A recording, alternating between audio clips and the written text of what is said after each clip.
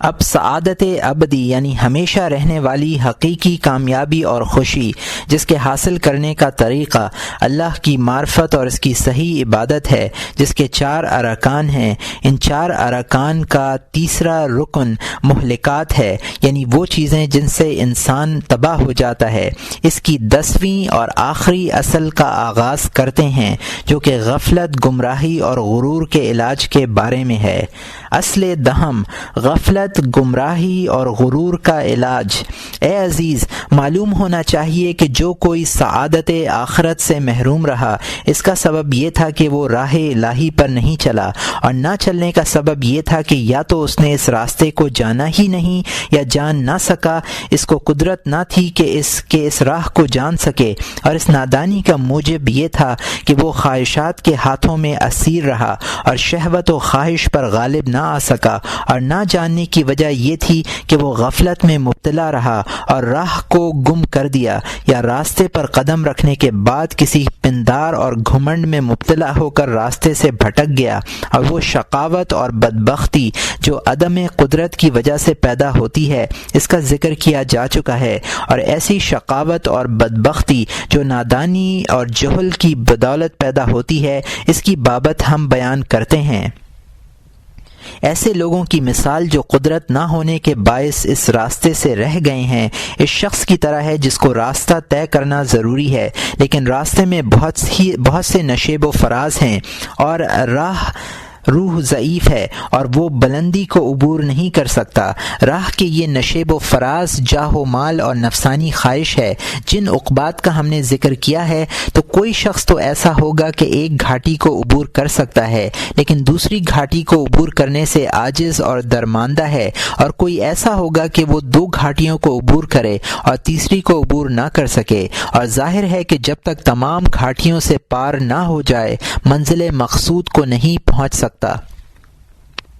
شقاوت کے اقسام۔ وہ شقاوت جس کا باعث اور موجب نادانی ہو 3 قسم کی ہے۔ اول غفلت اور بے خبری ہے، اور اس کی مثال اس شخص کی ہے کہ قافلہ چلا جائے اور وہ سوتا ہوا رہ جائے، اب اگر اس کو کوئی بیدار نہیں کرے گا تو وہ مارا جائے گا۔ اور دوسری قسم ضلالت و گمراہی ہے، اور اس میں مبتلا شخص کی مثال اس آدمی کی ہے کہ اس کا ارادہ مشرق کی طرف جانے کا ہو اور جائے مغرب کی طرف، اب یہ جتنا زیادہ سفر کرتا جائے گا اتنا ہی منزل مقصود سے دور ہوتا جائے گا۔ اس کو دلال بعید کہتے ہیں، یعنی عظیم گمراہی۔ اگر کوئی سیدھا راستہ چھوڑ کر دائیں یا بائیں طرف مڑ جائے تو یہ بھی ضلالت ہے، لیکن ضلالت بعید نہیں ہے۔ شقاوت کی تیسری قسم غرور و پندار ہے۔ اس میں مبتلا شخص کی مثال اس حاجی کی ہے کہ حج کے واسطے جانا چاہتا ہے، اور اس کو جنگل اثنائے راہ میں خرچ کرنے کے لیے خالص سکوں کی ضرورت پڑے گی،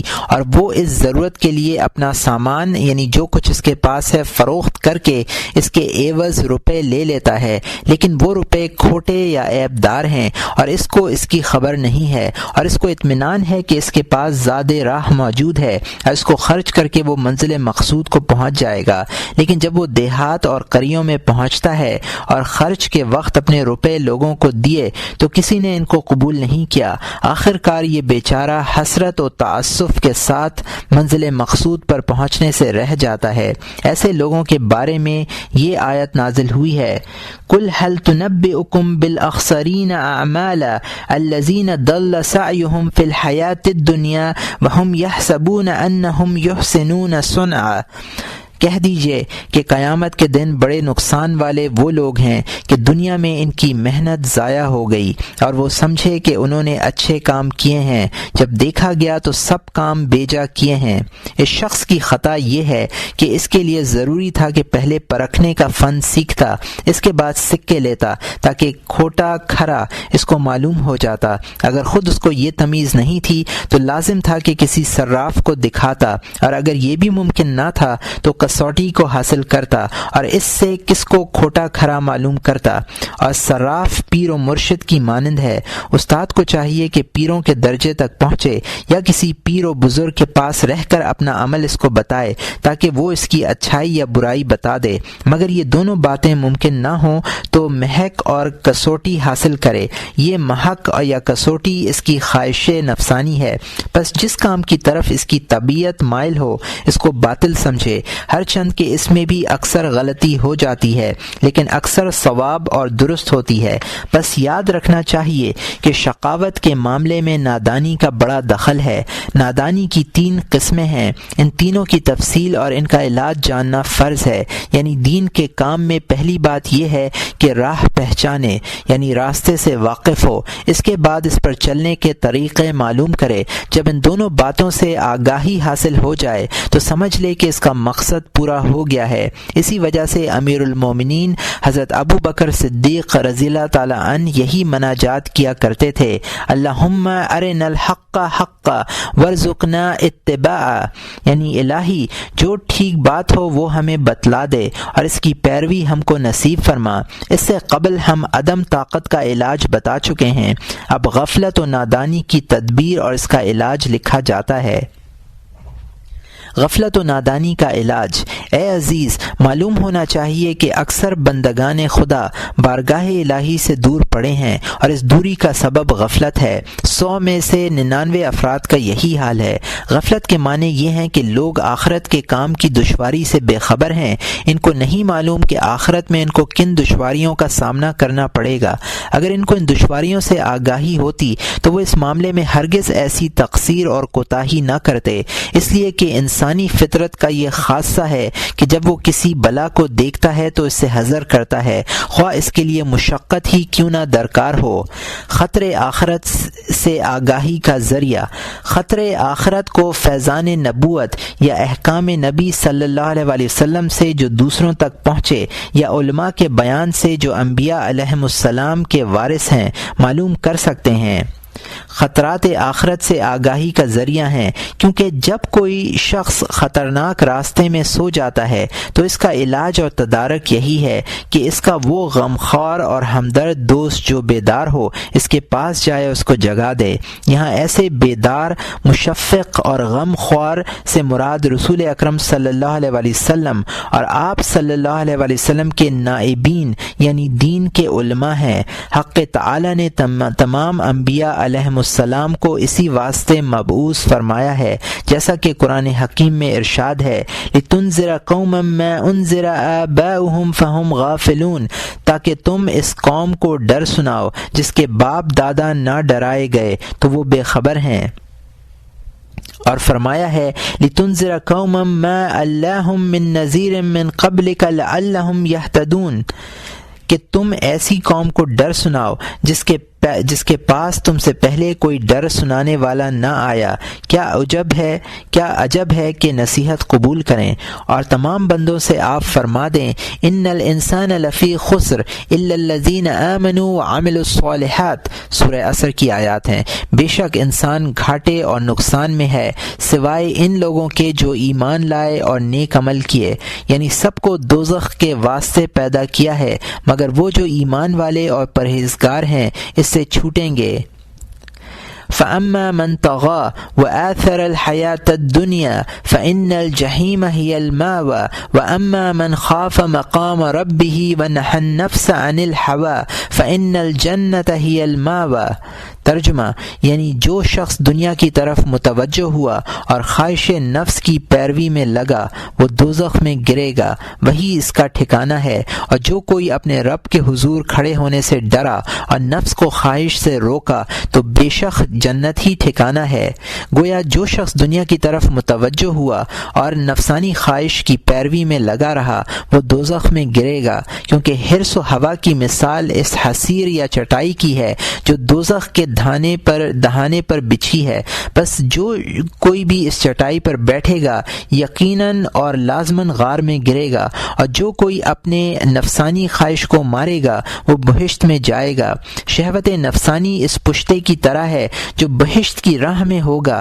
جو اس پر سے گزر جائے گا وہ ضرور بہشت میں داخل ہو جائے گا۔ چنانچہ سرور کونین صلی اللہ علیہ وسلم نے فرمایا ہے، حفت الجنت بالمکارہ وحفت النار بالشہوات۔ ترجمہ، بہشت کو مصائب و مشکلات سے وابستہ کر دیا ہے اور جہنم کو خواہشات سے۔ پس اللہ تعالیٰ کے وہ بندے جو صحرا نشین اور بادیہ میں مقیم ہیں یا کوہستانوں میں آباد ہیں جیسے بدو جہاں علماء وغیرہ نہیں رہتے، وہ خواب غفلت میں رہیں گے کہ ان مقامات پر ان کو خواب غفلت سے بیدار کرنے والا کوئی نہیں ہے، اور وہ خود آخرت کے خطرے سے بے خوف ہیں، اسی وجہ سے وہ راہ الہی پر گامزن نہیں ہوتے۔ ایسا ہی کچھ حال دیہات کا ہے کہ وہاں بھی عالم شاذ ہی رہتا ہے، چنانچہ قریہ گاؤں بھی گور کا حکم رکھتا ہے۔ حدیث شریف میں آیا ہے، اہل القور اہل القبور، کور دیہا کے رہنے والے قبر کے رہنے والے ہے۔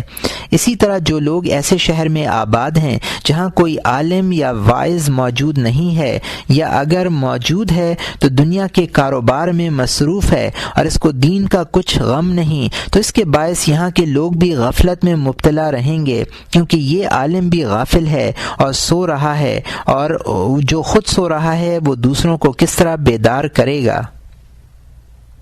اگر شہر کا عالم منبر پر چڑھ کر وعظ و تذکیر کرتا ہے اور بیکار ادھر ادھر کی باتیں بناتا ہے اور رحمت الہی کے وعدے لوگوں کو سنا کر ان کو فریب دیتا ہے کہ اس کے متقدمین سمجھنے لگے ہیں کہ ہم طاعت کریں یا نافرمانی، خداوند تعالیٰ کی رحمت سے بے نصیب نہیں رہیں گے، تو ایسے لوگوں کا حال تو غافلوں سے بھی گیا گزرا ہے۔ اور ان لوگوں کی مثال شخص کی ہے جو راستے میں سو گیا تھا، کسی نے اس کو سوتے سے جگا کر اتنی شراب پلا دی کہ وہ مست و بے خود ہو کر گر پڑا۔ پہلے تو یہ ایک معمولی آواز سے بیدار ہو سکتا تھا، لیکن اب تو ایسا مدہوش ہوا ہے کہ اگر کوئی 50 ٹھوکریں بھی اس کے سر پر مارے تو بیدار نہ ہو۔ جاننا چاہیے کہ جو نادان ان پڑھ ایسی صحبتوں میں بیٹھے گا بگڑ جائے گا، عاقبت و آخرت کا خوف اس کے دل سے نکل جائے گا۔ اگر تم ایسے شخص کو نصیحت کرو گے اور عمل کی طرف رغبت دلاؤ گے تو وہ کہے گا کہ جناب خاموش رہیے، حق تعالی رحیم و کریم ہے، اس کو میرے گناہ کی کیا پرواہ، بہشت ہم گناہ گاروں کو ضرور ملے گی۔ غرض ایسے ہی خام خیالات اس کے دماغ میں پیدا ہوتے رہیں گے۔ بس یاد رکھو کہ جو واعظ لوگوں سے اس قسم کی باتیں کہے وہ واعظ نہیں، دجال ہے۔ لوگوں کے دین کا بوجھ اس کی گردن پر رہے گا۔ اس کی مثال اسی احمق طبیب کی سی ہے جو حرارت سے ہلاک ہونے والے بیمار کو شہد دے اور کہے اس میں شفا ہے، اگرچہ شہد میں شفا ہونا صحیح اور درست ہے، لیکن ایسے بیمار کے لیے جس کا مرض سردی سے ہو۔ آیات رحمت اور احادیث مغفرت کن لوگوں کے لیے شفا کا حکم رکھتی ہیں؟ خداوند تعالیٰ کی رحمت پر مبنی آیات اور مغفرت سے متعلق احادیث شریفہ صرف 2 قسم کے بیماروں کے واسطے شفا کا حکم رکھتی ہیں۔ ایک تو ایسا بیمار جو کثرت معصیت کے باعث نا امید ہو کر توبہ نہیں کرتا اور کہتا ہے کہ مجھ بندہ روسیہ کی توبہ بارگاہ الہی میں ہرگز قبول نہیں ہوگی، تو ایسے شخص کے حق میں آیات رحمت اور احادیث مغفرت شفا ہوں گی۔ اللہ تعالیٰ کا ارشاد ہے، قل یا عبادی الذین اسرفوا علی انفسہم لا تقنطوا من رحمت اللہ۔ ترجمہ، اے محمد صلی اللہ علیہ وآلہ وسلم، آپ ہمارے بندوں سے فرما دیجئے جنہوں نے اپنی جانوں پر زیادتی کی کہ اللہ کی رحمت سے نا امید نہ ہوں۔ ان لوگوں کے سامنے جب یہ آیت پڑھے تو اس کے ساتھ یہ آیت بھی پڑھے، وَأَنِيبُوا إِلَىٰ رَبِّكُمْ وَأَسْلِمُوا لَهُ مِن قَبْلِ أَن يَأْتِيَكُمُ الْعَذَابُ ثُمَّ لَا تُنصَرُونَ، اور اپنے رب کی طرف رجوع کرو اور اس کے حضور گردن جھکاؤ قبل اس کے کہ تم پر عذاب آئے پھر تمہاری مدد نہ ہو سکے۔ دوسرا بیمار کون ہے؟ دوسرا بیمار وہ شخص ہے جو خدا کے خوف سے رات دن عبادت میں مشغول ہے اور اس بات کا اندیشہ ہے کہ یہ زبردست اور شاقہ ریاضت اس کو ہلاک کر ڈالے گی، نہ راتوں کو سوتا ہے نہ کھانا کھاتا ہے۔ تو ایسے شخص کے لیے رحمت کی آیتیں اس کے زخموں کا مرہم ہیں، لیکن جب ان آیات و احادیث کو تو غافلوں سے کہے گا تو ان کی بیماری بڑھ جائے گی۔ اس طبیب کی طرح جس نے حرارت کا علاج شہد سے کر کے بیمار کا خون اپنی گردن پر لیا۔ اس طرح یہ عالم بھی جو لوگوں کو بگاڑتا ہے حقیقت میں دجال کا رفیق اور ابلیس کا دوست ہے۔ جس شہر میں ایسا عالم سو موجود ہے تو ابلیس کو وہاں جانے کی حاجت ہی نہیں، کیونکہ وہ عالم خود بطور اس کے نائب کے وہاں موجود ہے۔ اگر کسی وائس کی بات شرع کے موافق ہے اور وہ اللہ کی نافرمانی سے ڈراتا اور نصائح کرتا ہے لیکن وہ خود ان باتوں پر عمل نہیں کرتا اور اس کا قول اس کے عمل کے خلاف ہے، تب بھی لوگوں کی غفلت اس کی واعظ و تذکیر سے دور نہیں ہوگی، کیونکہ اس عالم کی مثال اس شخص کی ہے کہ جس کے سامنے ایک طباق شیرینی کا رکھا ہے اور وہ بڑے شوق سے خود مٹھائیاں کھا رہا ہے، لیکن لوگوں سے کہتا ہے کہ خبردار اس مٹھائی کو نہ کھانا، اس میں زہر کی آمیزش ہے۔ اس کی یہ بات سن کر لوگوں میں مٹھائی کھانے کی خواہش اور زیادہ ہوگی اور وہ کہیں گے کہ یہ بات اس لیے کہی گئی ہے کہ سب کی سب مٹھائی وہ خود ہی کھا جائے اور کوئی دوسرا اس میں شریک نہ ہو۔ عالم کا قول اور عمل دونوں شرع کے موافق ہیں اور اس کا رویہ بزرگان سلف جیسا ہے، تو غافل لوگ اس کا وعظ سن کر ضرور خواب غفلت سے بیدار ہوں گے، لیکن شرط یہ ہے کہ مخلوق میں وہ قدر کی نگاہ سے دیکھا جاتا ہو، یا اگر ایسی قدر و منزلت نہیں ہے بلکہ کچھ تھوڑے لوگ اس کے کہنے پر عمل کرتے ہیں اور کچھ لوگ اس سے گریز کرتے ہیں اور غفلت میں گرفتار ہیں، تو ایسے عالم کو لازم ہے کہ حتی المقدور ایسے لوگوں کی غفلت دور کرنے میں کوشش کرے، ان کے گھر جائے اور اللہ تعالی کی طرف ان کو بلائے۔ اس وقت اس کو معلوم ہوگا کہ 1000 افراد میں 999 افراد پر پردہ غفلت پڑا ہے اور وہ کار آخرت سے بے خبر ہیں، اور یہ غفلت بھی بیماری ہے کہ اس کا علاج بیمار کے ہاتھ میں نہیں۔ جب غافل کو یہ خبر ہی نہیں کہ وہ غفلت میں پڑا ہے تو پھر وہ اپنے علاج کے درپے کس طرح ہوگا؟ اس کا علاج تو بس علماء کے ہاتھ میں ہے۔ جس طرح بچے ماں باپ اور استادوں کی باتوں سے ہوشیار ہوتے ہیں، برائیوں سے بچتے اور نیکیوں کو اختیار کرتے ہیں، اسی طرح غافل لوگ ان واعظین کی نصیحت اور ان کے اقوال سے بیدار ہوں گے، اور جب ایسا عالم اور واعظ مفقود ہے تو یقیناً غفلت کی بیماری غالب رہے گی اور لوگ اس سے بے خبر ہیں۔ عالم آخرت کی بات صرف اوپری دل سے سناتا ہے، عالم آخرت کی بات صرف اوپری دل سے سناتا ہے اور خود اس کے باطن میں آخرت کا بالکل ڈر نہیں ہے، تو ظاہر ہے کہ اس کی بات کس طرح اثر کرے گی۔ ضلالت و گمراہی اور اس کا علاج۔ اے عزیز، معلوم ہونا چاہیے کہ آخرت سے غافل رہنے والے لوگوں کی تعداد تھوڑی نہیں ہے۔ یہ وہ لوگ ہیں جو غلط اعتقاد رکھنے کے باعث راہ حق سے دور ہو گئے ہیں اور یہ گمراہی ان کی محرومی کا سبب بن گئی ہے۔ ہم اس سلسلے میں 5 مثالوں کے ذریعے اس کی وضاحت کریں گے تاکہ حقیقت ظاہر ہو جائے۔ مثال اول، پہلی مثال یہ ہے کہ کچھ لوگ ایسے ہیں کہ آخرت کا انکار کرتے ہیں اور ان کا یہ اعتقاد ہے کہ جب آدمی مر جاتا ہے تو وہ نیست و نابود ہو جاتا ہے، جس طرح گھاس جب سوکھ جاتی ہے تو نیست و نابود ہو جاتی ہے، یا ایک چراغ تھا جو گل ہو گیا۔ اس بنا پر خدا کا خوف نہ کرتے ہوئے وہ عیش و عشرت کی زندگی بسر کرتے ہیں اور خیال کرتے ہیں کہ دنیا میں انبیاء علیہم السلام کی نصیحتیں محض خلق اللہ کی درستی کے لیے ہیں، یا ان کا یہ مطلب تھا کہ ان کو لوگوں میں مرتبت حاصل ہو اور بہت سے لوگ ان کے طالب اور پیرو بن جائیں۔ کبھی کبھی تو یہ منکرین صاف طور پر کہہ دیتے ہیں کہ دوزخ کا ڈر اور اس کا خوف تو بالکل ایسا ہی ہے جیسا کہ ایک طفل نو آموز سے کہا جائے کہ اگر تم مکتب نہیں گئے تو اس کو چوہے کے بل میں ڈال دیا جائے گا۔ کاش یہ بدبخت اپنی دی ہوئی اسی مثال پر غور کریں تو سمجھ لیں گے کہ طفل مکتب نہ جانے کے باعث جس بدبختی میں پڑے گا وہ تو چوہے کے بل سے بھی بہتر ہے۔ چنانچہ صاحبان دل اچھی طرح جانتے ہیں کہ حق تعالی کی بارگاہ سے محرومی دوزخی سے بھی بدتر ہے، اور وہ یوں جو کچھ کہتا ہے وہ نفس کی خواہش کی پیروی کے سبب سے ہے اور اس کا انکار طبیعت کے مطابق ہے۔ بہت سے بندوں کے دلوں پر یہ انکار آخری زمانے میں غالب آ جائے گا، خواہ وہ زبان سے اس کا انکار نہ کریں یا اپنی ذات ہی میں اس کو پوشیدہ رکھیں، لیکن ان کا عمل اس بات پر گواہی دے گا، کیونکہ ان کی عقل ہی ایسی ہے کہ دنیاوی راحت جو ان کو کل میسر آنے والی ہے اس کے لیے آج محنت کرتے اور مشقت اٹھاتے ہیں۔ اس کی بیماری کا علاج، ضلالت و گمراہی کی بیماری کا علاج یہ ہے کہ آخرت کی حقیقت کا ان کو علم ہو، اور یہ علم تین طرح پر ہے۔ ایک یہ کہ بہشت اور دوزخ اور طاعت گزار اور عصیان شعار بندوں کا احوال اپنی آنکھوں سے دیکھے۔ یہ صرف اولیاء کرام اور پیغمبران اعظام کے ساتھ مخصوص ہے کہ یہ حضرات اگرچہ اس عالم میں ہیں لیکن فنا اور بے خودی کی جو حالت ان پر طاری ہوتی ہے وہ اس حال میں اس جہان کے احوال کا مشاہدہ کرتے ہیں۔ انسانی حواس اور نفسانی خواہشات میں مشغولیت کے باعث انسان اس کا مشاہدہ نہیں کر سکتا۔ آغاز کتاب کیمیائے سعادت میں اس کا بیان کیا جا چکا ہے۔ ایسا شخص اس زمانے میں بہت ہی کامیاب ہے، اور جو شخص سرے سے آخرت کا منکر ہے وہ اس بات کو تسلیم نہیں کرے گا اور نہ اس کی خواہش کرے گا، اور اگر اس کی طلب بھی کرے گا تب بھی اس منزل تک نہیں پہنچ سکے گا۔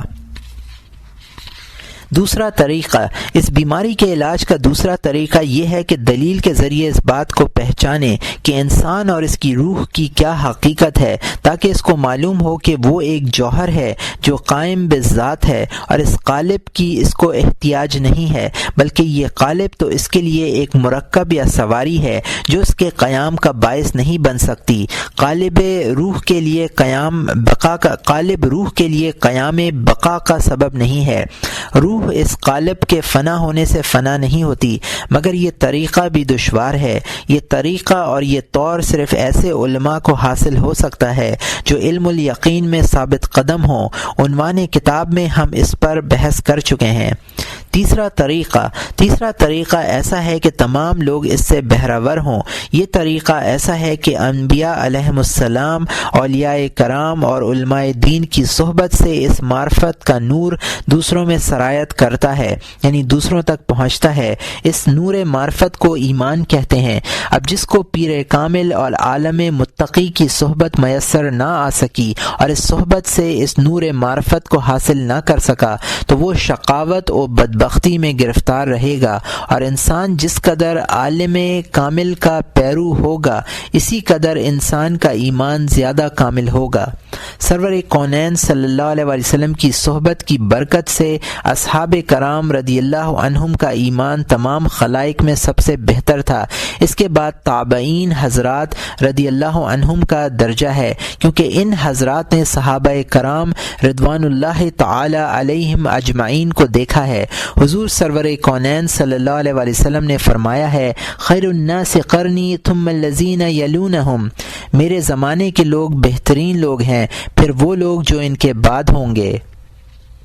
ان حضرات کی مثال ایسی ہے کہ ایک لڑکے نے اپنے باپ کو دیکھا کہ سانپ کو دیکھتے ہی وہ بھاگ کھڑا ہوتا ہے، اور اگر سانپ گھر میں گھس آئے تو وہ گھر چھوڑ دیتا ہے۔ جب لڑکے نے کئی بار اس کا مشاہدہ کیا اور بار بار یہ تماشا دیکھا تو اس کو بالیقین یہ معلوم ہو گیا کہ سانپ ایک موذی جانور ہے، اس سے بچنا چاہیے۔ اس طرح جب کبھی یہ لڑکا سانپ کو دیکھے گا ہیبت اور ڈر کے مارے بھاگ جائے گا، حالانکہ وہ اس کی ایذا رسانی سے ذات خود آگاہ نہیں ہے۔ ممکن ہے کہ اس نے کسی سے یہ بھی سن لیا ہو کہ یہ ایک زہریلا جانور ہے، اگرچہ خود وہ اس کی کیفیت سے آگاہ نہیں کہ سانپ نے اس کو ڈسا نہیں ہے، لیکن اس سے بہت ڈرتا ہے۔ انبیاء علیہم السلام کا مشاہدہ، انبیاء علیہم السلام کے مشاہدے کی مثال ایسی ہے کہ ان کے سامنے کسی شخص کو سانپ نے ڈسا اور وہ ہلاک ہو گیا، پھر ایک دوسرے شخص کو سانپ نے کاٹا اور وہ بھی ہلاک ہو گیا، تو اس کو اس کی مضرت کا علم اس مشاہدے سے ہوا، اور یہ یقین کامل کا درجہ ہے۔ اسی طرح علماء راسخ کے علم کی دلیل کے لیے ہم یہ مثال پیش کر سکتے ہیں کہ اگرچہ آنکھ سے نہیں دیکھا لیکن انہوں نے قیاس سے انسان کا مزاج اور سانپ کی طبیعت کا احوال معلوم کیا کہ ان دونوں میں ضد ہے، اگرچہ اس سے بھی ایک قسم کا یقین حاصل ہوتا ہے لیکن وہ اس مشاہدے کی طرح قوی نہیں ہے۔ علماء راسخ کے علاوہ دوسرے تمام لوگوں کا ایمان بزرگان دین کی صحبت کی تاثیر کا نتیجہ ہے، اور یہ قریبی علاج ہے۔ دوسری مثال یہ ہے کہ بعض لوگ ایسے ہیں کہ وہ آخرت کا انکار تو نہیں کرتے لیکن اس باب میں متحیر ضرور ہیں اور کہتے ہیں کہ ہم کو آخرت کی حقیقت معلوم نہیں ہوئی، بس اس وقت شیطان ان پر قابو پا لیتا ہے اور ان کو ایک دلیل بتاتا ہے۔ اس وقت وہ کہنے لگتے ہیں کہ دنیا یقین ہے اور آخرت غیر یقینی مشکوک، بس ایک یقین چیز کو مشکوک چیز کے لیے ضائع کر دینا درست نہیں ہے، لیکن یہ خیال باطل ہے کیونکہ اہل یقین کی نظر میں آخرت یقینی ہے۔ یہ لوگ جو حیرت میں گرفتار ہیں، ہم اس حیرت کا علاج بتاتے ہیں۔ دیکھو، دوا کا بدمزہ ہونا یقینی ہے اور اس سے شفا کا حصول مشکوک ہے۔ اس طرح دریا کے سفر میں خطرات یقینی ہیں اور تجارت میں فائدہ بھی مشکوک ہے۔ یا تم پیاسے ہو اور کوئی شخص تم سے کہے کہ اس پانی کو مت پیو، اس میں سانپ نے منہ ڈالا ہے، تو پانی پینے کی لذت یقینی ہے اور زہر کا ہونا اس میں مشکوک ہے، لیکن مشکوک ہونے کی بنا پر تم پانی کو استعمال نہیں کرتے اور کہتے ہو کہ پانی کی لذت کا اگر یقین بھی ہو جائے تو چندہ نقصان نہیں ہے، لیکن اگر اس میں زہر ہونے کی بات سچ ہے تو جان نہیں بچے گی۔ اس طرح دل پانی پینے پر راضی نہ ہوگا۔ بس اسی طرح تم نے ایک مشکوک کی خاطر ایک یقینی چیز کو ترک کر دیا، تو اسی طرح دنیا کی لذت تمہارے لیے 100 برسوں سے زیادہ نہیں، اور جب یہ گزر جائے تو پھر ایک خواب کی طرح ہے، اور اس کے برعکس آخرت دائمی اور جاوداں ہے، اور مصیبت کو کھیل نہیں سمجھنا چاہیے۔ اور اگر یہ بات بھی تم جھوٹ سمجھتے ہو تو یوں سمجھ لو کہ تم یہ چند روز دنیا میں نہیں تھے، اور جس طرح تم ازل سے نہیں تھے اور ابد میں بھی نہیں رہو گے۔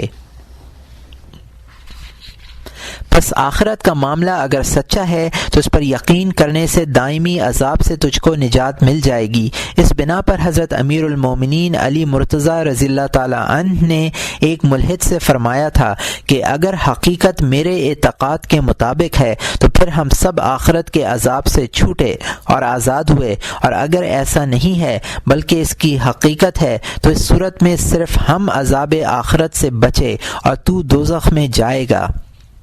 تیسری مثال یہ ہے کہ بعض لوگ جو آخرت پر ایمان رکھتے ہیں یہ کہتے ہیں کہ دنیا نقد ہے اور آخرت نسیہ، اور نقد نسیہ سے ہمیشہ بہتر رہا ہے۔ وہ اتنا نہیں جانتے کہ نقد ادھار سے اسی وقت بہتر ہو سکتا ہے کہ دونوں ہم مقدار ہوں، لیکن ادھار اگر 1000 ہو اور نقد اس کے مقابل 1 ہو تو پھر ادھار ہی بہتر ہوا۔ چنانچہ مخلوق کے اکثر کام اسی بنیاد پر ہیں۔ اگر کوئی اتنی سی بات بھی نہیں پہچانتا تو وہ گمراہی میں مبتلا رہے گا۔ چوتھی مثال، اس سلسلے میں چوتھی مثال ان لوگوں کی ہے جو آخرت کے قائل ہیں، لیکن جب وہ اس دنیا میں آرام و آسائش سے کھاتے پیتے ہیں اور اپنے لیے دنیا کی نعمتوں کو وافر دیکھتے ہیں تو کہتے ہیں کہ جیسے آرام اور چین سے ہم اس دنیا میں ہیں، آخرت میں بھی اسی طرح فراغت اور آسائش سے رہیں گے، اس لیے کہ دنیا میں حق تعالی نے یہ نعمتیں ہم کو اس لیے مرحمت فرمائی ہیں کہ وہ ہم کو دوست رکھتا ہے، اور وہ کل قیامت میں بھی اسی طرح ہمارے ساتھ لطف فرمائے گا، جیسا کہ سورۃ الکہف میں 2 بھائیوں کے قصے میں مذکور ہے کہ ان میں سے ایک بھائی نے دوسرے سے کہا وَلَئِن رُدِدتُّ إِلَىٰ رَبِّي لِأَجِدَنَّ خَيْرًا مِّنْهَا مُنْقَلَبًا، جب میں اپنے پروردگار کے پاس لوٹ کر جاؤں گا تو اس سے زیادہ نیکی اور خیر مجھے حاصل ہوگی۔ یہ سن کر دوسرے بھائی نے کہا اِنَّ لِي عِندَهُ لَلْحُسْنَى، میرے لیے پروردگار کی طرف سے نیکیاں ہوں گی۔ اس خیال کا علاج یہ ہے کہ وہ یوں سمجھے کہ کسی کا ایک فرزند عزیز ہے اور ایک خوار و ذلیل غلام ہے، بیٹے کو وہ تمام دن مکتب کے قید اور استاد کی زجر و توبیخ میں گرفتار رکھتا ہے، اور غلام کو آزاد و مختار رکھتا ہے کہ وہ اپنا تمام دن لہو و لعب میں گزارے، جس طرح چاہے اپنا دن گزارے، کیونکہ غلام کی بدبختی اور بے راہ روی کی اس کو پرواہ نہیں ہے۔ پس اگر غلام یہ خیال کرتا ہے کہ میرے آقا نے مجھے دوستی اور محبت کی بنا پر یہ آزادی دے رکھی ہے اور اپنے بیٹے سے زیادہ وہ مجھے پیار کرتا ہے، تو یہ محض حماقت ہے۔ سنت الہی یہ ہے کہ وہ اپنے دوستوں کو دنیا کی نعمتوں سے محروم رکھتا ہے اور دشمنوں کو عطا کر دیتا ہے، تو اس شخص کا عیش و آرام اس شخص کے عیش و آرام کے مانند ہوگا کہ اس نے سستی اور کاہلی کے باعث بیج نہیں بویا۔ ظاہر ہے کہ وہ پھل بھی حاصل نہ کر سکے گا، یعنی کھیتی نہیں کاٹ سکے گا۔ پانچویں مثال، اس سلسلے میں پانچویں مثال اس شخص کی ہے جو یہ کہتا ہے کہ حق تعالی کریم و رحیم ہے، وہ ہر ایک کو بہشت عطا کرے گا۔ ایسا خیال کرنے والا بے وقوف ہے، وہ یہ نہیں سمجھتا کہ اس سے زیادہ رحمت اور کیا ہوگی کہ اس کو ایسے اسباب فراہم کر دیے ہیں کہ وہ دانہ زمین میں بوئے اور ایک دانے کے عوض 70 دانے حاصل کرے، یعنی تھوڑے دن عبادت میں مشغول رہ کر ابد الآباد کی عظیم بادشاہی حاصل کرے۔ اگر تمہارے ذہن میں رحمت و کرم کے یہ معنی ہیں کہ بغیر بوئے تم کھیتی کاٹ لو، تو اس صورت میں دنیا کے اندر زراعت و تجارت اور روزی کی طلب تم کیوں کرتے ہو؟ بس آرام سے بیٹھے رہو کہ حق تعالی رحیم و کریم ہے، اس کو اس بات پر قدرت حاصل ہے کہ بغیر بیج بوئے اور محنت کیے بغیر وہ سبزی کھیتی اگا سکتا ہے، اور ظاہر ہے کہ تم ایسے کرم کے قائل نہیں ہو بلکہ تجارت کرتے ہو، زراعت کرتے ہو تاکہ روزی حاصل کر سکو۔ باوجود یہ کہ اس نے ارشاد فرمایا وما من دابۃ فی الارض الا علی اللہ رزقها، زمین میں کوئی جنبش کرنے والا ایسا نہیں ہے جس کا رزق اللہ تعالی اس کو نہ پہنچاتا ہو، اور پھر آخرت کے بارے میں تم ایسا کیوں خیال کرتے ہو؟ حالانکہ اللہ تعالی نے ارشاد فرمایا ہے وَأَن لَيْسَ لِلْإِنسَانَ إِلَّا مَا سَعَى، انسان کے لیے وہی کچھ ہے جو اس نے کوشش اور تدبیر کی ہے۔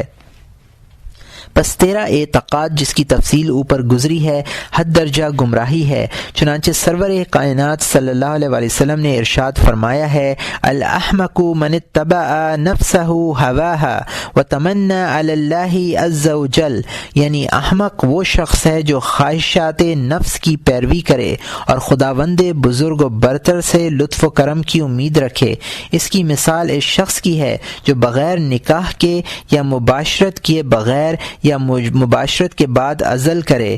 اور پھر فرزند کی امید رکھے، تو ایسے شخص کو احمق ہی کہا جائے گا، اگرچہ اللہ تعالیٰ بغیر نطفے کے فرزند پیدا کرنے پر قادر ہے۔ اس کے برعکس جو شخص مباشرت کرتا ہے اور نطفہ فرج میں پہنچا دیتا ہے، پھر وہ اللہ تعالیٰ سے امید رکھتا ہے کہ وہ حمل کی آفات سے محفوظ رکھ کر اس کو فرزند عطا فرمائے گا، تو ایسا شخص یقیناً دانا ہے۔ اس طرح اگر کوئی شخص ایمان نہ لائے اور عمل صالح نہ کرے اور پھر نجات کی امید رکھے تو وہ بڑا نادان ہے۔ ہاں، جو شخص ایمان لایا اور اعمال صالح بھی کیے اور پھر خداوند تعالی کے فضل و کرم کا امیدوار ہو کہ موت کے وقت اس کو آفات سے سلامت رکھے اور وہ با ایمان قبر میں جائے، تو ایسا شخص عاقل ہے۔ جو لوگ یہ کہتے ہیں کہ حق تعالی نے ہم کو دنیا میں فراغت و آسائش سے رکھا ہے، لہٰذا آخرت میں بھی آسائش و فراغت عطا فرمائے گا کہ خداوند تعالی رحیم و کریم ہے،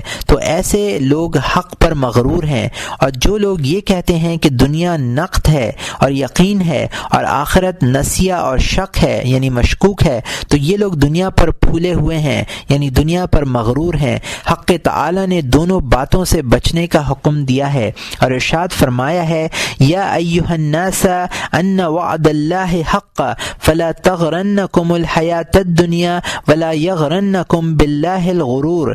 اے لوگو جو کچھ اللہ نے تم سے وعدہ کیا ہے وہ حق ہے کہ جو نیکی کرے گا اس کو آخرت میں نیک بدلہ ملے گا اور جو بد کرے گا اس کو برا بدلہ ملے گا۔ یاد رکھو دنیا پر مغرور مت ہونا اور خدا کو بھول نہ جانا۔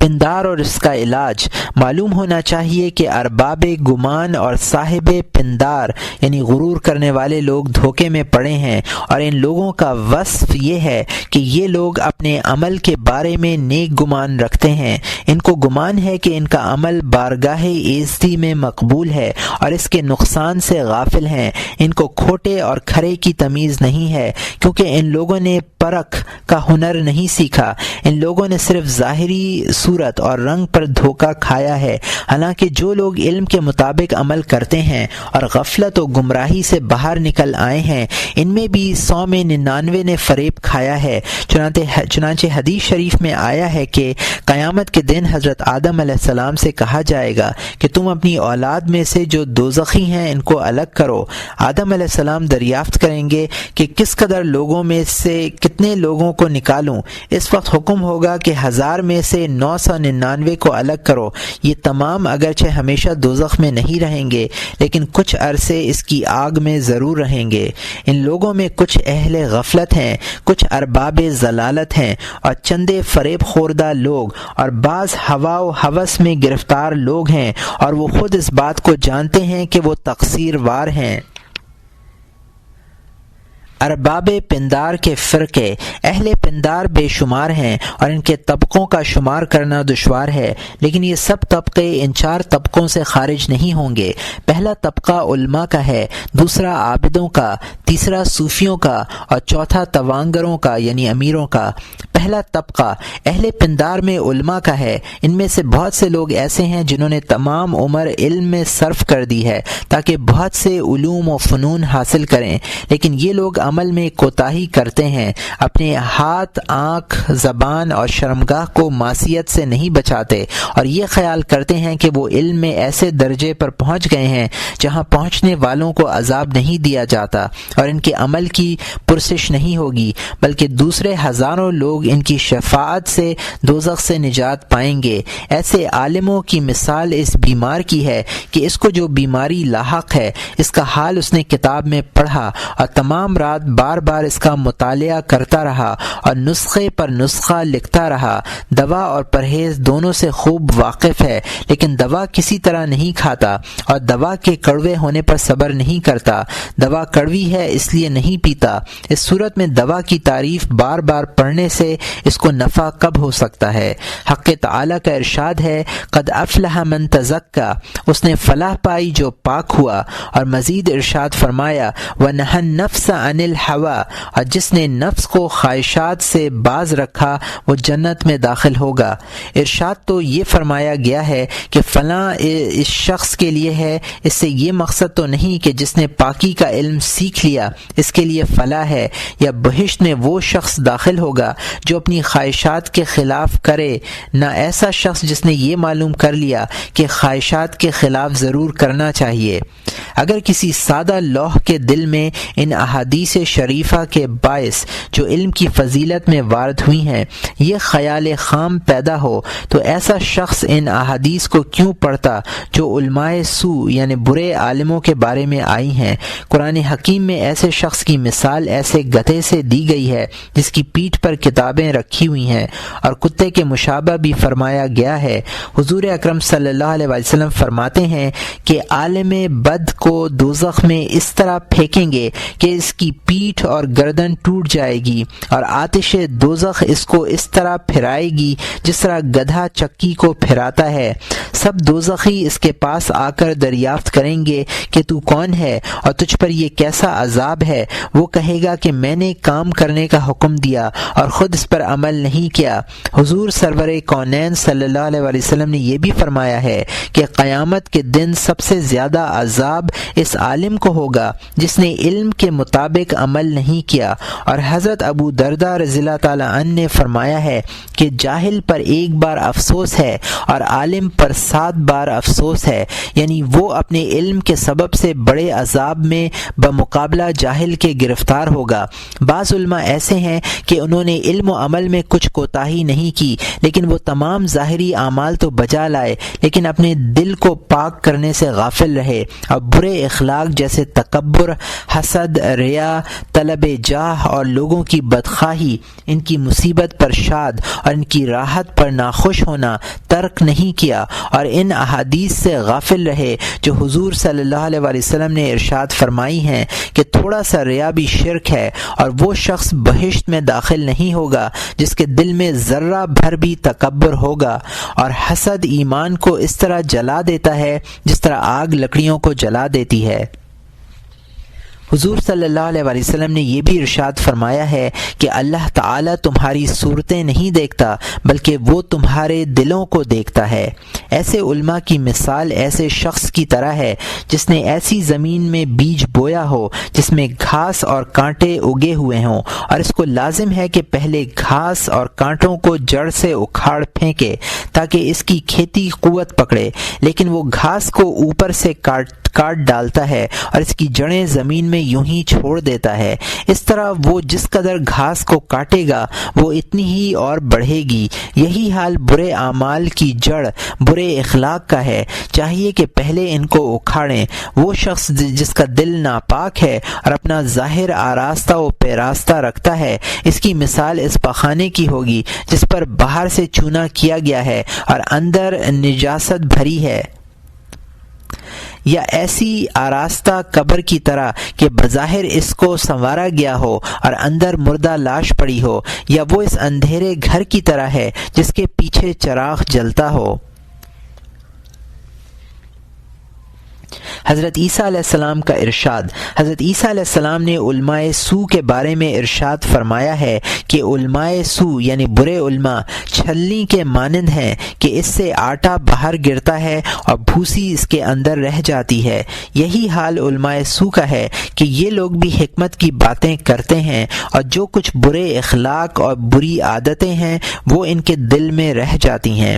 ایک گروہ ایسے لوگوں کا ہے جنہوں نے یہ جان لیا ہے کہ یہ برے اخلاق ہیں اور ان سے بچنا چاہیے اور دل کو ان برے اخلاق سے پاک و صاف رکھنا چاہیے، لیکن ان کا گمان یہ ہے کہ انہوں نے اپنے دل کو ان برے اخلاق سے پاک رکھا ہے اور ان کا مرتبہ اس سے بالاتر ہے کہ ایسے برے اخلاق ان سے سرزد ہوں، کیونکہ وہ سب لوگوں سے زیادہ ان اخلاقی رذائل کی برائی سے واقف ہیں۔ لیکن جب ان کے اندر تکبر پیدا ہوتا ہے تو شیطان ان سے کہتا ہے کہ یہ تکبر نہیں ہے جو عالم دیندار ہے، یہ بزرگی اس کو سزاوار ہے کہ عزت کی طلب دین ہے، اگر تم عزت سے نہ رہو گے تو اسلام کی عزت نہیں ہوگی۔ اسی طرح جب لوگ لباس فاخرہ پہنتے ہیں، گھوڑا اور شان و شوکت کا دوسرا ساز و سامان کرتے ہیں تو یہ خیال کرتے ہیں اور شیطان ان کے دل میں یہ بات ڈالتا ہے کہ یہ بات رعونت نہیں ہے بلکہ اہل دین کے دشمنوں کی شکست ہے، ان کی برتری کا سامان ہے،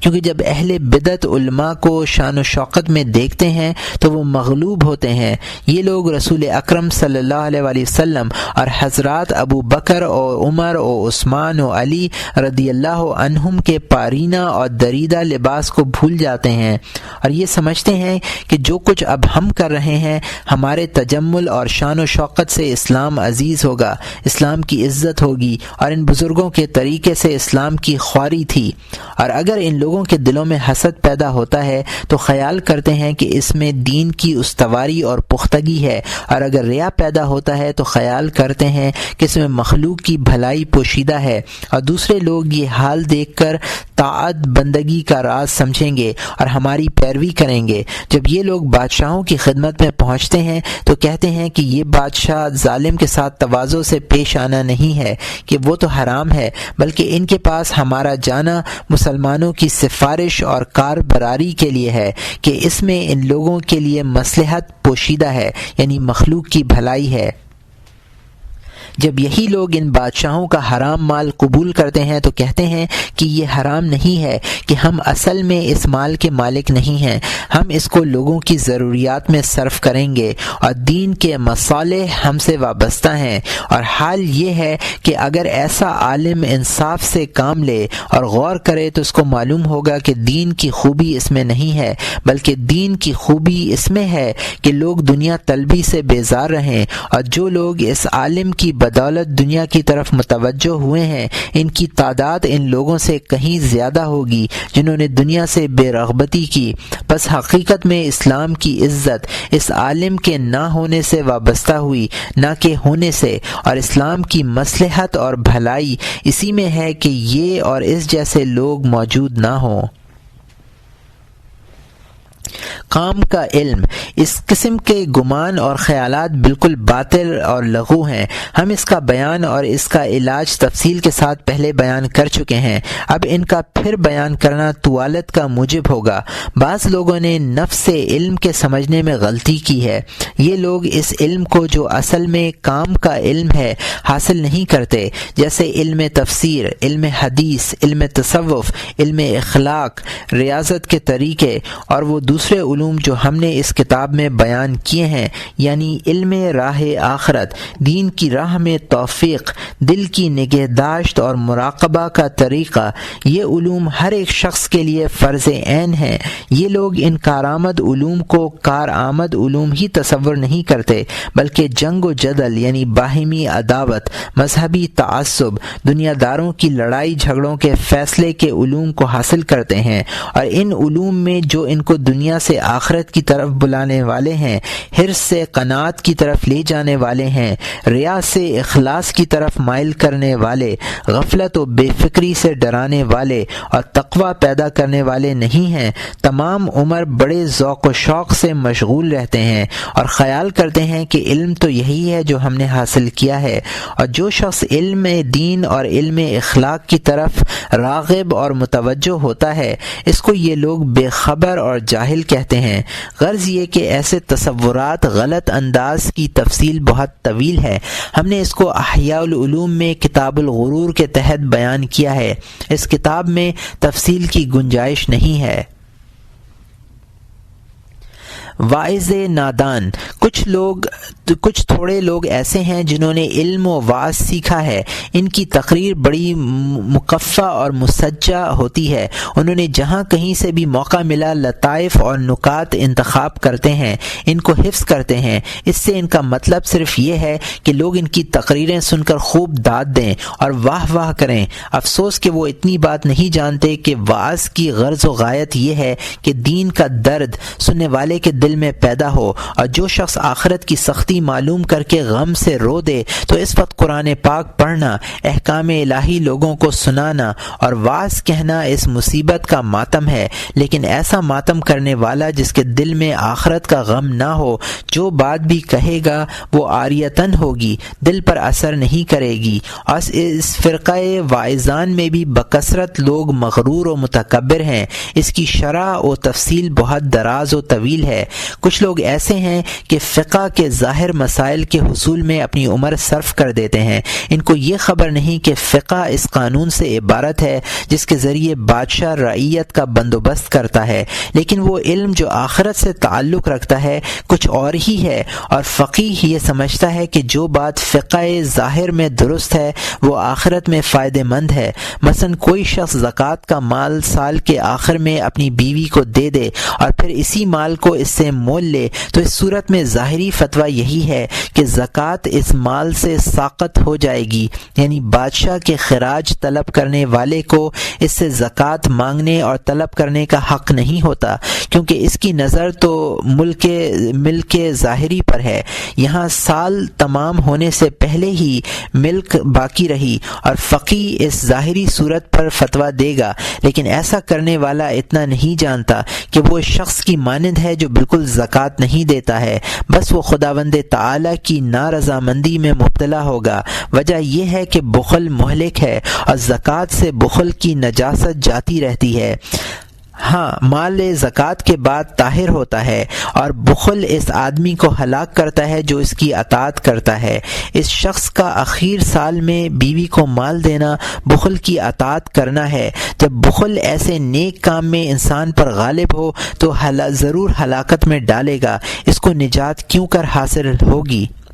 اسی طرح وہ شوہر جو بدخوئی سے اپنی بیوی کو ستاتا ہے محض اس لیے کہ وہ خلا مانگے اور مہر دے دے، تو ظاہری فتویٰ میں یہ بات درست ہے، کیونکہ دنیاوی قاضی تو ظاہری حالت پر حکم دے گا اور اس کا کام ظاہر سے ہے، دلوں کا حال وہ نہیں جانتا، لیکن آخرت میں وہ شخص اس معاملے میں پکڑا جائے گا، کیونکہ اس صورت میں جبر پایا جاتا ہے۔ اسی طرح کوئی شخص کسی شخص سے کھلم کھلا کچھ چیز مانگتا ہے اور وہ شخص شرم سے اس کو وہ چیز دے دیتا ہے، تو ظاہری فتویٰ میں یہ چیز اس کے لیے مباح ہوگی، اور حقیقت میں یہ مصادرہ ہے، کسی کا مال جبر و ستم سے لے لینا ہے، اس لیے کہ شخص کے دل پر شرم کا تازیانہ مار کر رنجیدہ کر کے اس سے کچھ مال لے لیا جائے، یا بظاہر مار پیٹ کر کے زبردستی اس سے مال چھین لیا جائے، تو دونوں صورتوں میں کچھ فرق نہیں ہے۔ اس طرح کی بہت سی مثالیں موجود ہیں، اور وہ شخص جو فقہ ظاہری کے علاوہ اور کچھ نہیں جانتا وہ اسی گمراہی میں، اسی گمان میں مبتلا ہے جس کا ہم نے ذکر کیا ہے، وہ دین کے پہلو سے ان حقائق پر نظر نہیں کرتا۔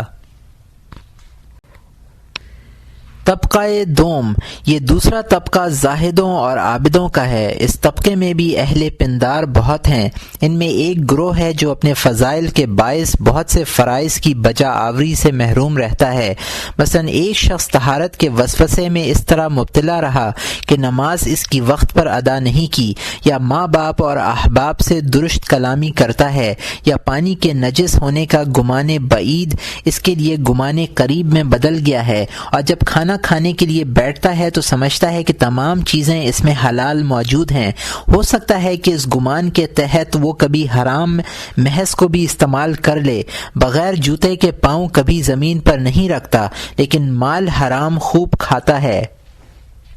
اس شخص نے صحابہ کرام رضی اللہ عنہم کی سیرت کو بالکل فراموش کر دیا ہے کہ حضرت عمر رضی اللہ تعالی عنہ نے فرمایا ہے کہ ہم نے حرام کے خوف سے 70 حلال چیزوں کو ترک کر دیا ہے۔ اس احتیاط کے باوجود آپ نے ایک موقع پر ایک نصرانیہ یعنی عیسائی کے عورت کے برتن سے وضو فرمایا۔ ان نادان لوگوں نے احتیاط لقمہ یعنی طعام پر احتیاط طہارت کو مقدم کر دیا ہے۔ اگر کوئی شخص دھوبی کے دھلے ہوئے کپڑے کو پہنتا ہے تو سمجھتا ہے کہ اس شخص نے بڑی تقصیر کی ہے، حالانکہ حضور سرور کونین نے وہ کپڑا پہنا ہے جو کفار نے ہدیتاً آپ کو بھیجا۔ اسی طرح صحابہ کرام رضی اللہ تعالی عنہم کافروں کے وہ کپڑے استعمال کرتے تھے جو مال غنیمت میں ان کو ملتے تھے، اور کہیں ایسی کوئی روایت موجود نہیں کہ ان حضرات نے ان کپڑوں کو دھو کر پہنا ہے،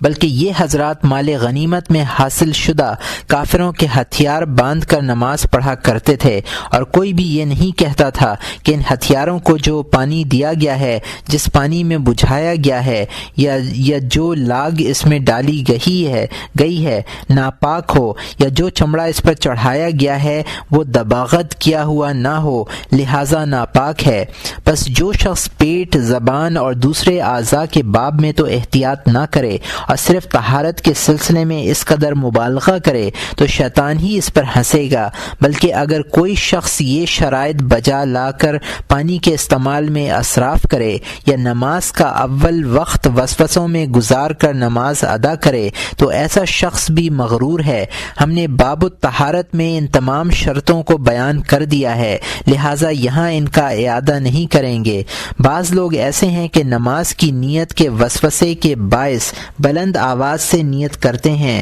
اور ہاتھ جھٹکتے ہیں، اور احتمال ہے کہ ان وسوسوں میں کبھی پہلی رکعت ہی فوت ہو جائے۔ افسوس کہ ان کو یہ نہیں معلوم کہ نماز کی نیت بھی قرض ادا کرنے اور زکوٰۃ ادا کرنے کی نیت کی طرح ہے، اور کوئی شخص بھی محض وسوسے کی بنا پر قرض یا زکوٰۃ دوبارہ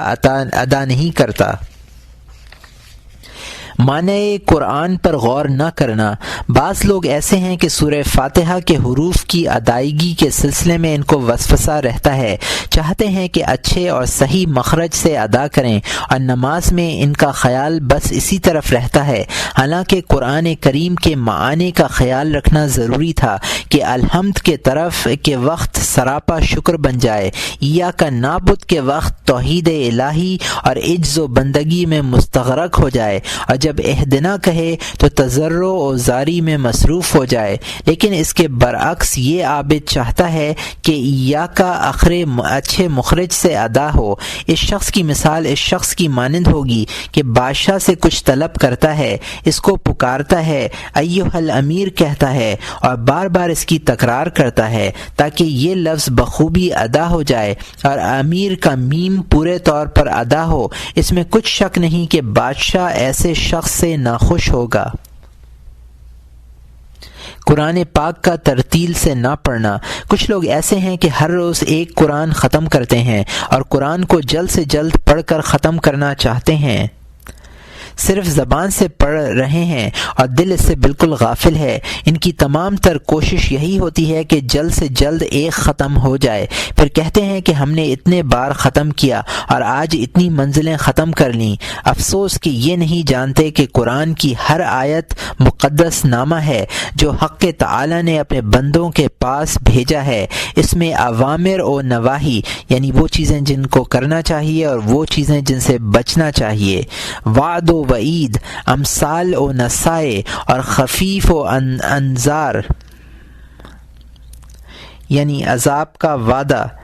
ڈرانے والی باتیں وغیرہ اس میں موجود ہیں، تو پڑھتے وقت چاہیے کہ جہاں وعید ہو تو خوف میں غرق ہو جائے، اور جہاں وعدہ یعنی خوشخبری ہو وہاں مسرور ہو، امثال و قصص سے عبرت حاصل کرے اور اس کے نصائح گوش دل سے سنے، اور ڈرانے والی آیات سے سراپا ہراس بن جائے۔ یہ تمام باتیں دل سے تعلق رکھتی ہیں۔ اس شخص کو جو صرف زبان ہلانے سے تعلق رکھتا ہے، اس سے کیا فائدہ ہوگا؟ اس کی مثال تو اس شخص کی ہے جسے بادشاہ نے ایک مکتوب لکھا جس میں کئی احکام مذکور ہیں۔ یہ شخص الگ تھلگ بیٹھا ہوا اس مکتوب کو بار بار پڑھ رہا ہے اور حفظ کر رہا ہے اور اس کے معنی اور مفہوم سے بے خبر ہے۔ کچھ حضرات حج پر جاتے ہیں، مکے میں قیام کرتے ہیں اور وہاں رمضان کے روزے رکھتے ہیں، لیکن اپنے دل اور زبان کو خطرات سے اور بیہودہ باتوں سے بچا کے روزے کا حق ادا نہیں کرتے، نہ پوری تعظیم و تکریم کے ساتھ مکہ مکرمہ کا حق ادا کرتے ہیں، نہ زاد حلال تلاش کر کے راستہ سفر کا حق ہی ادا کرتے ہیں، اور ہر وقت دل مخلوق کے ساتھ لگا رہتا ہے۔ وہ چاہتے ہیں کہ لوگ اس کو مجاورین مکہ میں شمار کریں۔ وہ خود بھی بیان کرتے ہیں کہ ہم کو اتنی بار وقوف عرفات کا شرف حاصل ہوا اور اتنے برس ہم نے حرم پاک میں مجاوری کی، پھر وہ یہ نہیں سمجھتے کہ انسان کا اپنے گھر میں اس طرح رہنا کہ دل میں کعبے کا شوق ہو، اس سے کہیں بہتر ہے کہ انسان کعبے میں ہو اور دل گھر میں لگا ہوا ہو، اور اس بات کا بھی آرزو مند ہو کہ اس کو مجاور کعبہ سمجھیں، اور اس پر متضاد یہ کہ خواستگار ہو کہ لوگ اس کو کچھ دیں، اس کی خدمت میں نظر پیش کریں، اور جب کچھ مل جائے تو بخل اور کنجوسی کے باعث کسی دوسرے کی شرکت اس کو گوارا نہ ہو، یا کوئی دوسرا شخص اس میں سے کچھ طلب کرے۔ زہد ظاہری، کچھ لوگ ایسے بھی ہیں جو زہد اختیار کرتے ہیں، موٹے کپڑے پہنتے ہیں، کم کھاتے ہیں، اور مال کے اعتبار سے وہ زاہد نظر آتے ہیں، لیکن طلب جاہ کو ترک نہیں کرتے۔ جب لوگ ان سے ملاقات کو آتے ہیں تو بہت خوش ہوتے ہیں، اور ان لوگوں کو آنکھوں میں جچنے کے لیے خود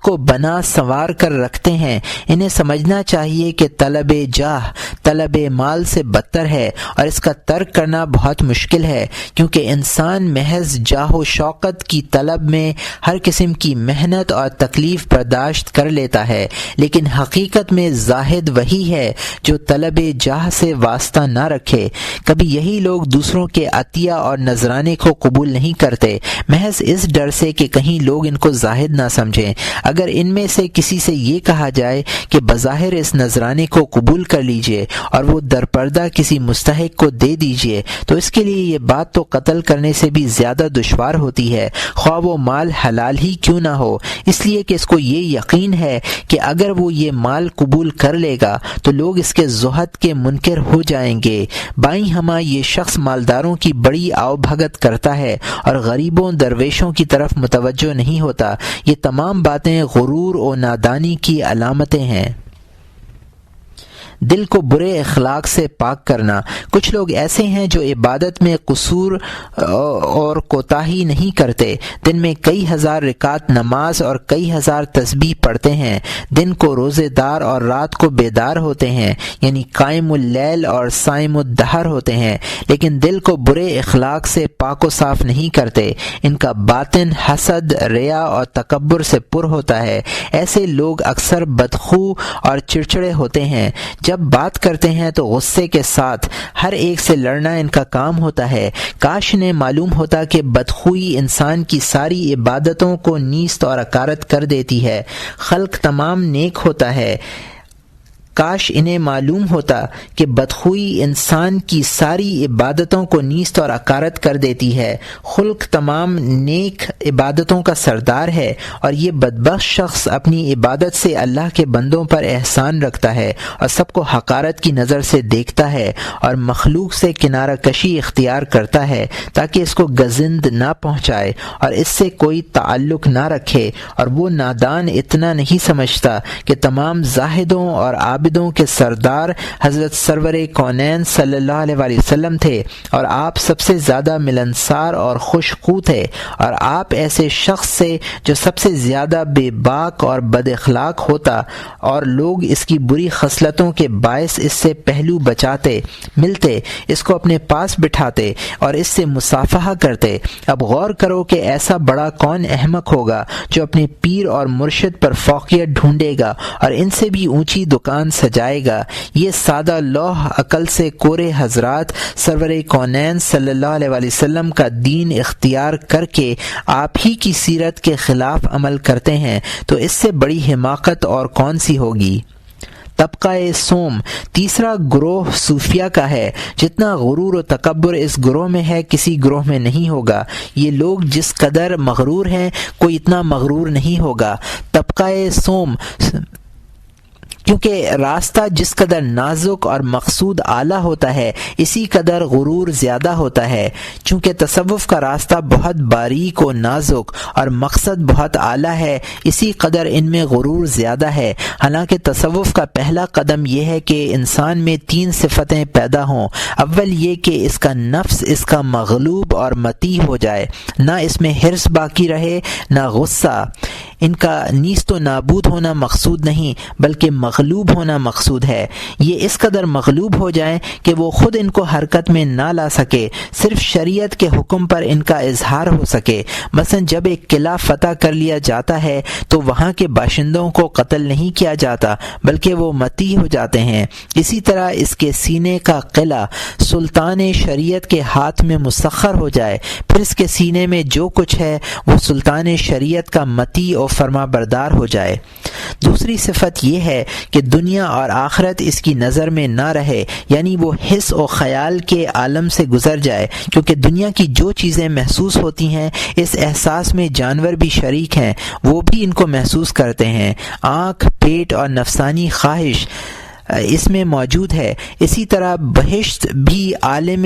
حس و خیال سے باہر نہیں ہے۔ پس جو چیز جہت پذیر ہو اور خیال سے علاقہ رکھتی ہو وہ اس کی نظر میں اسی طرح غیر معمولی اور حقیر ہونا چاہیے جیسے حلوہ اور مرغ بریاں کھانے والے کے سامنے گھاس حقیر ہے، کیونکہ اس کو جب یہ معلوم ہو چکا ہے کہ خیال میں آنے والی چیز سبک اور حقیر ہے تو نادان لوگ ہی اس سے بہرور ہوں گے۔ اسی لیے فرمایا گیا ہے کہ اکثر اہل الجنت البلا، یعنی اکثر اہل جنت سادہ لو ہیں۔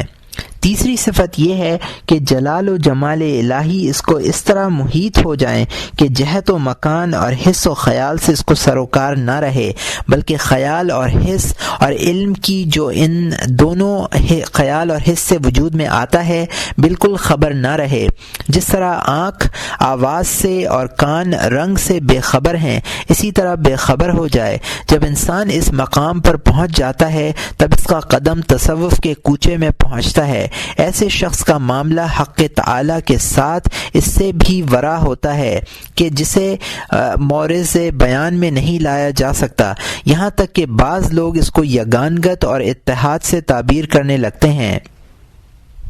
کچھ لوگ اس کا نام حصول رکھتے ہیں جس کا قدم علم میں راسخ نہیں ہوتا، تو ایسی حالت اس کو جب پیش آتی ہے تو وہ اس کو بخوبی بیان نہیں کر پاتا۔ اس وقت وہ جو کچھ کہتا ہے وہ کفر صریح نظر آتا ہے، حالانکہ نفس الامر میں وہ حق ہے، کفر نہیں ہے، لیکن اس میں ایسے بیان کرنے کا حوصلہ اور سلیقہ نہیں تھا۔ تصوف کے راستے کا ایک نمونہ یہ تھا، تو تم اس پر غور کرو تاکہ دوسروں کے پندار یعنی غرور اور گمان کا تم کو اندازہ ہو سکے۔ صوفیان خامکار میں بہت سے ایسے ہیں جنہوں نے صوفیہ حضرات کی گدڑی، سجادہ اور ظاہری گفتگو کے سوا کچھ نہیں دیکھا، اور ان کی ظاہری صورت ان کا صوفیانہ لباس اختیار کر لیا اور ان کی طرح سجادے پر سر جھکائے بیٹھے ہیں اور وسوسہ خیال کی بنیاد پر سر کو جنبش دے رہے ہیں اور سمجھتے ہیں کہ اہل تصوف یہی ہے۔ ان لوگوں کی مثال اس بوڑھی عورت کی سی ہے جو کلا سر پر رکھے ہے، قبا پہنے اور ہتھیار لگائے ہے، اور سپاہیوں کی بعض حرکات اس نے دیکھ کر سیکھ لی ہیں۔ اس کو معلوم ہے کہ میدان جنگ میں سپاہی کیا کرتے ہیں، جوش پیدا کرنے والے شعر بھی پڑھتے ہیں۔ الغرض ان کی تمام حرکات سے واقف ہے۔ جب اس ہیبت میں بادشاہ کے سامنے پہنچتی ہے تاکہ سپاہیوں کے دفتر میں اس کا نام بھی لکھا جائے، بادشاہ ظاہری صورت اور لباس سے ہٹ کر ہر ایک کے دعوے کی دلیل چاہتا ہے، تو یا تو اس کے کپڑے اترواتا ہے یا کسی سپاہی سے اس کو لڑواتا ہے۔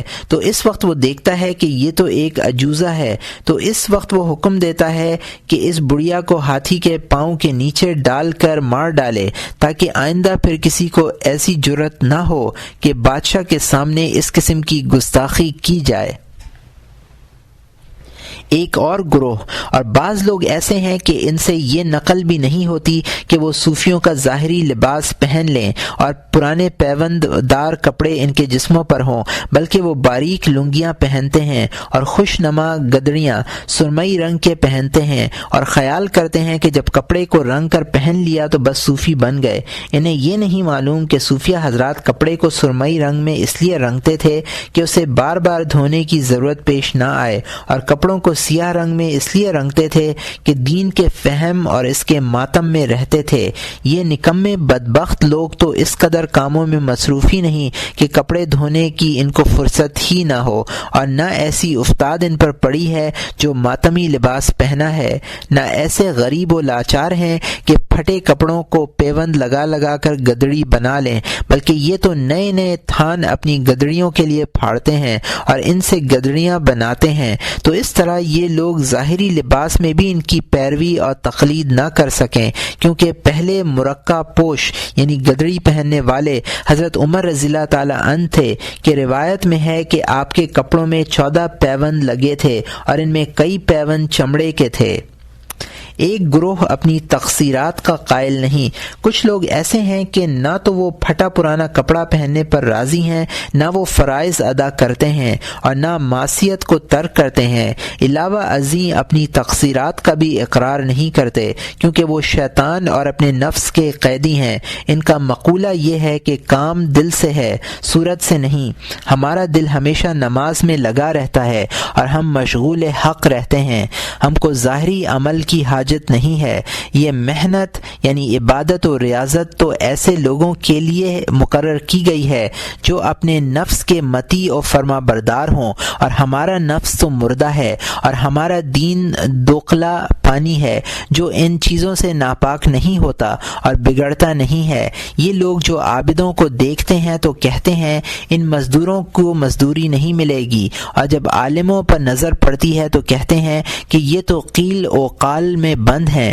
ان کو حقیقت کا علم کہاں ہے۔ ایسے لوگ اور ایسا گروہ واجب القتل ہیں اور کافر ہیں، ان کا خون با اجماع امت مباح ہے، یعنی ان کا مار ڈالنا اجماع امت سے مباح ہے۔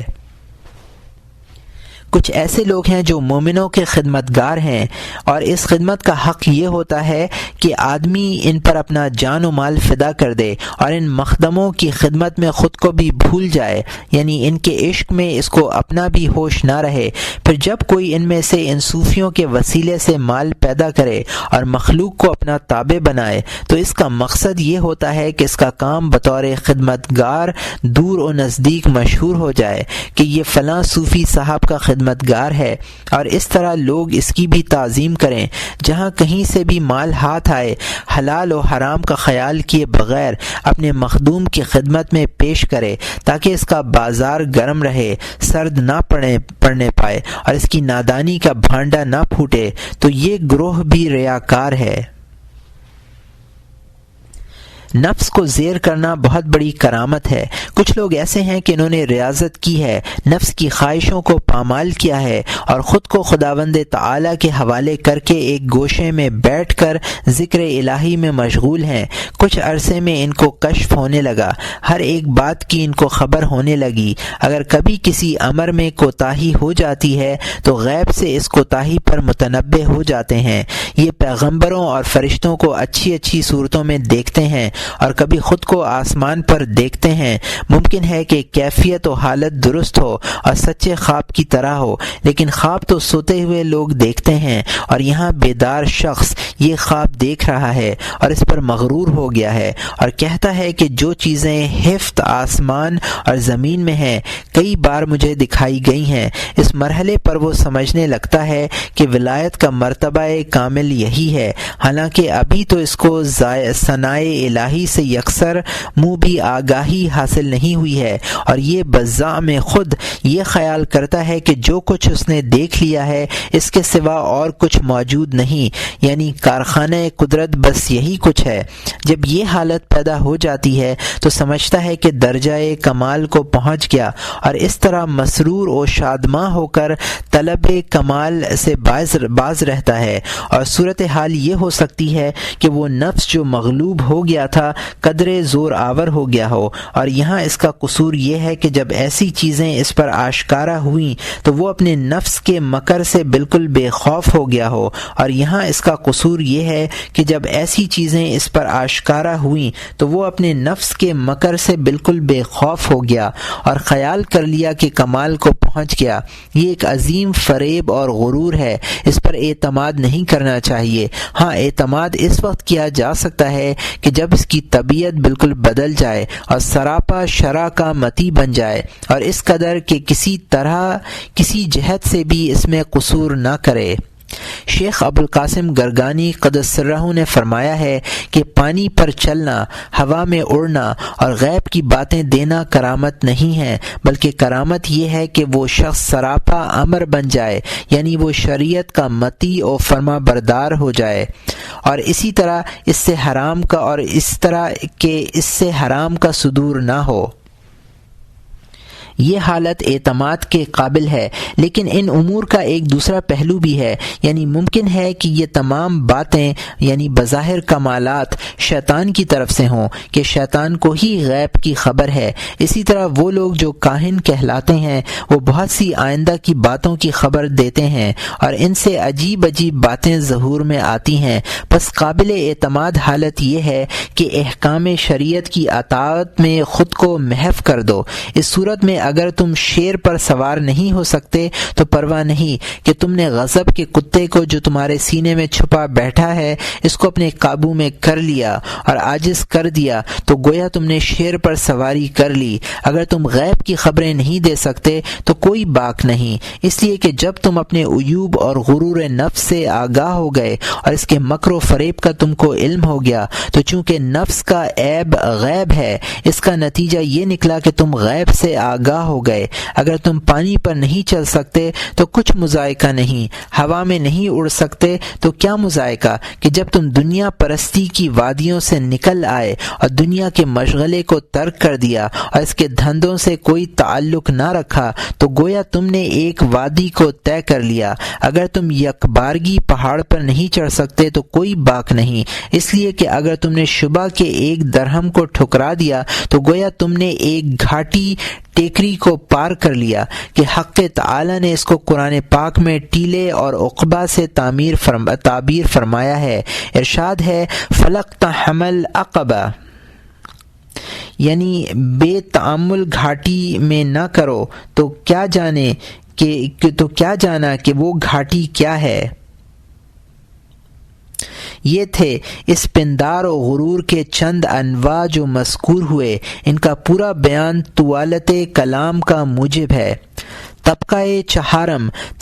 چہارم توانگروں اور دولت مند حضرات کا ہے۔ ان میں بھی پندار یعنی غرور والے بہت سے موجود ہیں۔ اکثر دولت مند مسجدیں، سرائے اور پل بناتے ہیں اور مال خرچ کرتے ہیں۔ ہو سکتا ہے کہ انہوں نے ان تعمیرات میں حرام مال خرچ کیا ہو، لازم تو یہ تھا کہ وہ یہ پیسہ اصل مال والے کے حوالے کرتے، لیکن وہ اس کے بجائے تعمیر میں صرف کرتے ہیں۔ اس صورت میں معصیت اور زیادہ ہو جاتی ہے، حالانکہ وہ یہ سمجھتے ہیں کہ انہوں نے کارنامہ انجام دیا ہے۔ بعض لوگ اگرچہ اس راہ میں حلال مال خرچ کرتے ہیں، لیکن اس سے ان کی غرض ریا ہے، یعنی اگر 1 دینار بھی اس راہ میں خرچ کرتے ہیں تو چاہتے ہیں کہ ان کا نام عمارت پر کندہ کیا جائے۔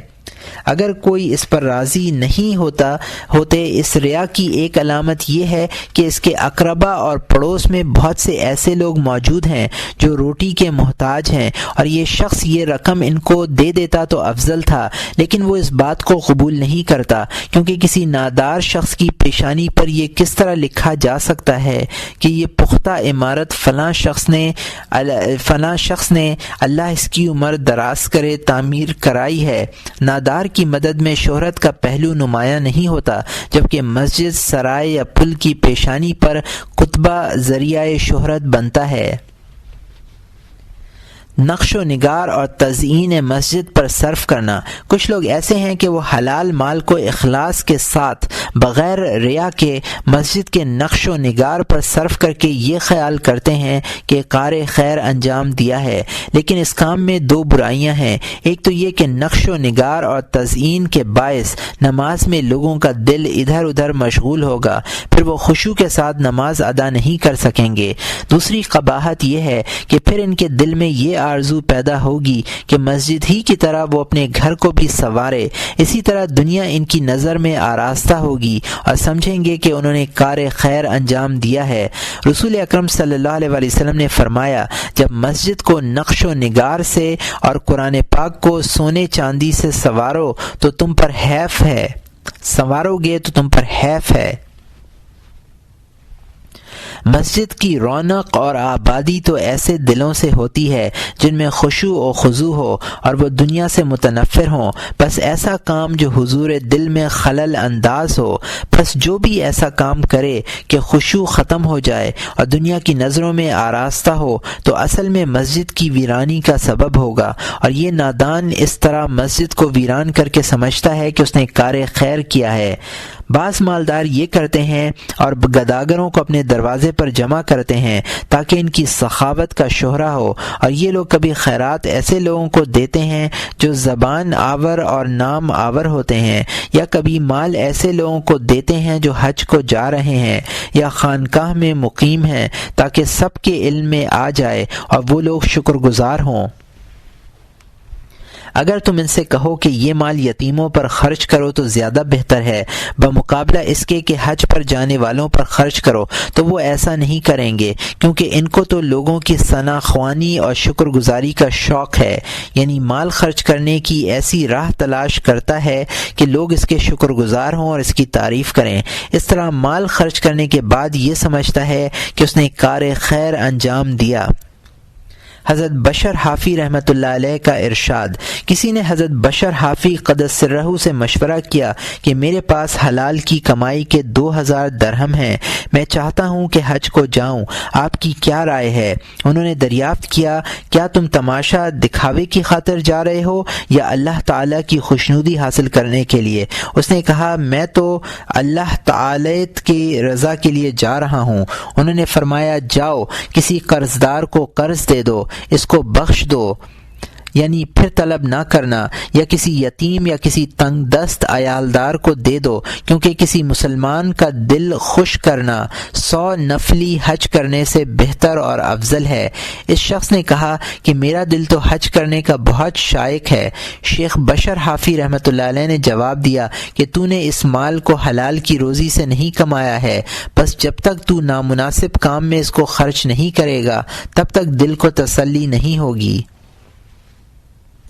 کچھ لوگ ایسے بخیل ہیں کہ زکوٰۃ کی مقدار سے زیادہ مال خرچ نہیں کرتے، اور یہ زکوٰۃ بھی ایسے لوگوں کو دیتے ہیں جو ان کے خدمتگار ہوں، جیسے معلم یا شاگرد وغیرہ، تاکہ ان لوگوں کی خدمت میں لگے رہنے سے ان کی شان و شوکت برقرار رہے، جس طرح وہ مدرس جو اپنے طالب علموں کو زکوٰۃ کا مال دیتا ہے، اگر وہ اس کے پاس نہ پڑھیں تو زکوٰۃ ان کو نہ دے۔ اس طرح زکوٰۃ دینا ایک قسم کا اجر ہے، جاگیرداری ہے کہ وہ خود جانتا ہے کہ وہ زکوٰۃ شاگردی کے عوض دے رہا ہے، جب تک شاگرد ہے اس کو زکوٰۃ دے رہا ہے، باوجود اس کے وہ سمجھتا ہے کہ اس نے زکوٰۃ ادا کر دی ہے۔ یہی شخص کبھی ایسے لوگوں کو زکوٰۃ دیتا ہے جو ہمیشہ عمرہ کی خدمت میں لگے رہتے ہیں، اور ان لوگوں کی سفارش سے دوسروں کو دیتا ہے تاکہ ان لوگوں پر احسان رہے کہ ان کی سفارش سے فلاں فلاں کو زکوٰۃ دی۔ اس تھوڑی سی زکوٰۃ سے چاہتا ہے کہ ان عمرہ سے، اس تدبیر سے اپنے کچھ کام نکال لے اور کبھی محض شکر و ثنا کی امید ہوتی ہے اور اس کے باوجود سمجھتا ہے کہ زکوٰۃ ادا ہو گئی۔ کچھ توانگر ایسے بخیل ہوتے ہیں کہ زکوٰۃ بھی نہیں دیتے اور مال جمع رکھتے ہیں اور اس کے ساتھ پارسائی کا دعویٰ بھی کرتے ہیں، رات دن نماز میں مصروف رہتے ہیں، روزے رکھتے ہیں۔ ان کی مثال ایسے شخص کی ہے کہ اس کے سر میں درد ہو اور درد سر دور کرنے کے لیے اپنی ایڑی پر ضماد لگائے یعنی لیپ لگائے۔ اس بد نصیب کو یہ خبر نہیں کہ اس کی بیماری بخل سے ہے، یہ بخل کی بیماری میں مبتلا ہے، زیادہ کھانے سے نہیں ہے، اور اس کا علاج صرف خرچ کرنا ہے، بھوکا رہنا نہیں ہے۔ الغرض امیروں کے غرور اسی طرح کے ہیں، اور کوئی گروہ اس سے نہ بچ سکا ہوگا مگر وہ شخص جو علم حاصل کرے، جیسا کہ اس کتاب کیمیائے سعادت میں بیان کیا گیا ہے، تاکہ وہ عبادت میں ریا، فریب نفس اور شیطان کے مکر سے آگاہ ہو جائے۔ اس آگاہی کے بعد حق تعالی کی دوستی ان لوگوں کے دلوں پر غالب آئے گی اور دنیا ان کے سامنے سے ہٹ جائے گی، دنیا نگاہوں میں بے قدر ہو جائے گی، وہ دنیا سے صرف بقدر ضرورت ہی کام رکھیں گے، ہر دم موت ان کے پیش نظر رہے گی اور زاد آخرت کی تیاری میں مشغول رہیں گے، اور یہ سب کچھ اس شخص کے لیے آسان ہوگا جس کو خداوند جل جلالہ اس کی توفیق دے، جن پر ان امور کو آسان بنا دے۔ وقفنا اللہم اللہ لما تحب و ترضى۔ کیمیائے سعادت کا رکن مہلکات ختم ہوا۔ والحمد للہ رب العالمین وصلی اللہ علی محمد وآلہ وصحبہ اجمعین۔